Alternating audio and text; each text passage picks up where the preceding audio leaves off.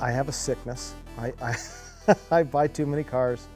I'm always, every morning, having my morning coffee, surfing the internet, looking at eBay or Craigslist, or just trying to find a car somewhere, something odd and unique. I like the odd and unique stuff.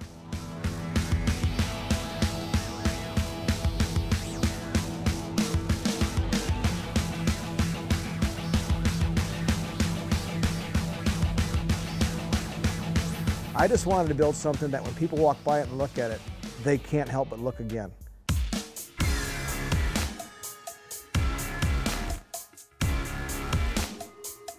So this particular car back here, this 1967 Datsun 411 station wagon, who's even ever seen one of those?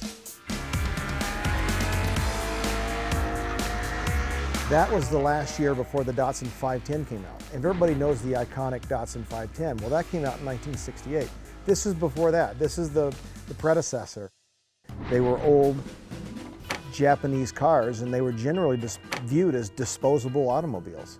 The vast majority of them are just literally gone. So if you can find one of the survivors and it doesn't have any rust and it's a pretty solid vehicle, you can make something cool out of it. I was having my morning coffee and I found this old car behind us, and I was excited and told my wife, we're gonna go look at this car. I knew I was gonna bring it home, it didn't even matter. So we drove, fortunately it was here in Colorado, we drove 100 miles north, found it behind this guy's place out in the field. A buddy of mine helped me, we got it on the trailer, and I got it all tied down, and my wife was with us, and I said, Kim, what do you think? Isn't this fantastic? And she looked at me and said, honey, seriously, what are you gonna do with that?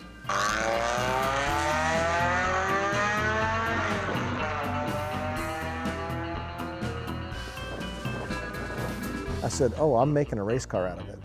She said, no, seriously.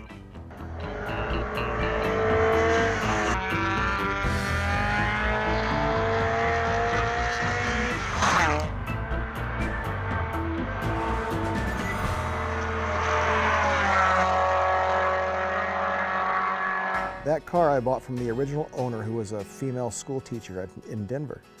So I figured that that must be a female car, and it's a Datsun 411. So if you take your cell phone in the old days and you dialed 411, what did you get? Information.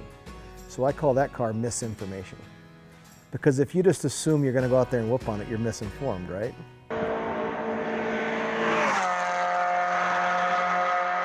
And it's such an underdog too. You take it out on the track and it does surprise people.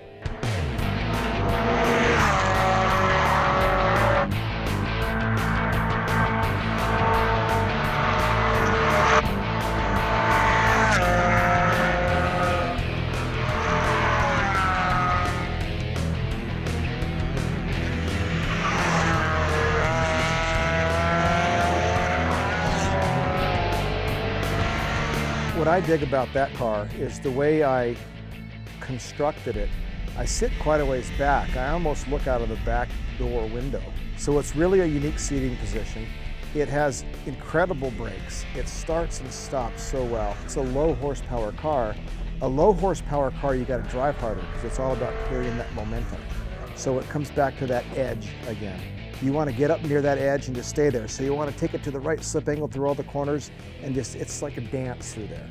That's what I love about it. I just love going out there. It's rhythm and getting into that groove. Now you've taken this thing that you created, and you've taken the talent you've learned over your lifetime, and you put them together on that day, and you go out and you have a blast. I literally will lay there in bed at night, and whatever project I'm currently working on, if I'm in the middle of trying to figure out how to rust those fenders, or what fenders to use, or how to make them, or how am I going to fit this part out of this car into this part of this car, I will literally lay there in bed at night and I almost dream and imagine it in 3 dimensions. And I don't know how my mind works, but I can have this model, and in my mind I can look at it from the different angles, and I'll say, okay, well, I need to hook onto it this way. But then my mind will keep building through it, and I'll say, no, that won't work because this part won't clear.